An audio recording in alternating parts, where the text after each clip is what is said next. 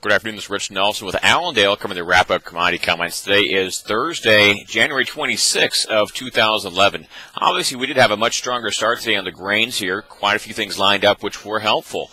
We, of course, had the U.S. dollar, which was down 41 early this morning trade. We did have, of course, stronger crude and stronger gold as well. For grain fundamentals, we're also noting the corn weekly export sales were better than expected, so certainly good numbers on this end.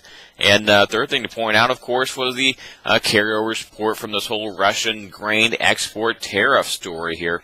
The idea that Russia may enact some type of grain tariff for its April and May exports. Keep in mind their new marketing actually starts June, so it would not include June on.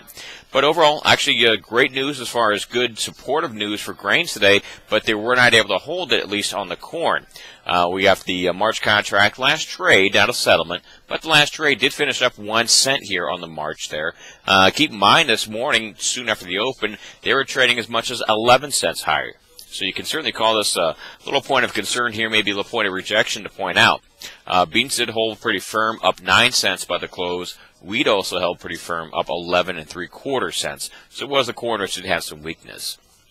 What is interesting about all of this is the fact that during the trade session, we even got some more confirmation of problems here. The Buenos Aires Grains Exchange came out with their estimate of corn production. USDA is at 26 million tons. This exchange put their number at 22 million tons.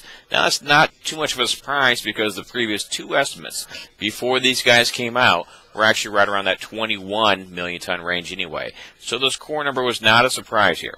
We will point out they did drop their Argentine soybean production estimate to the lowest one yet that we've received. While USDA is at 50.5 million tons, the Buenos Aires Grains Exchange said 46.2. So certainly that was maybe a little bullish thing, which might have kept the soybeans up here today as well.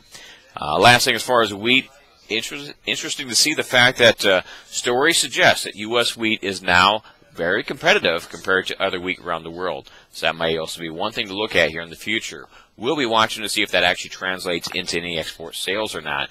So at this point, this is more of a question mark than a solid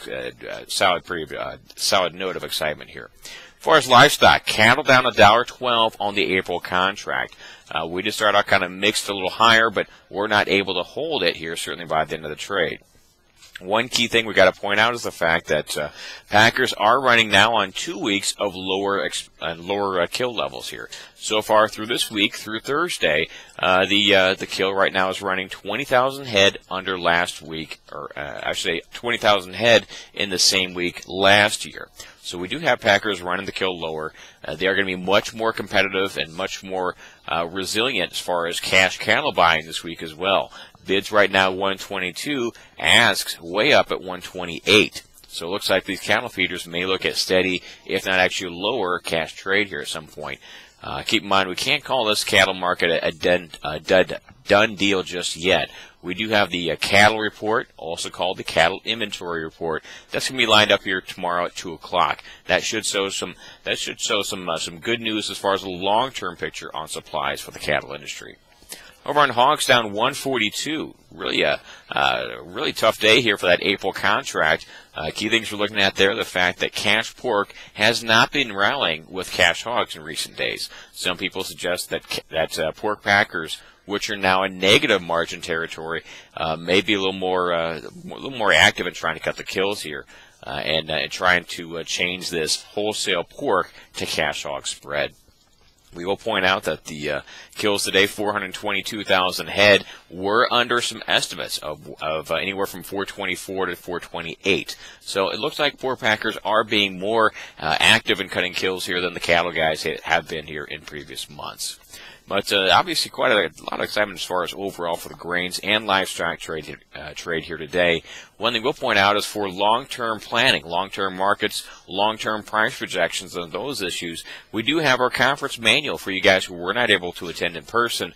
We'd be happy to sell you one of those conference manuals that we have in stock and get those out to you as soon as possible. These are very timely, lots of information, both long-term information, for long-term planning, as well as some great short-term market information, which is still applicable to today's market. So feel free to give us a call here at Allendale to get a hold of your own conference manual, 1-800-262-7538. Once again, this is Rich Nelson with Allendale. Have a great trading day and a great trading week.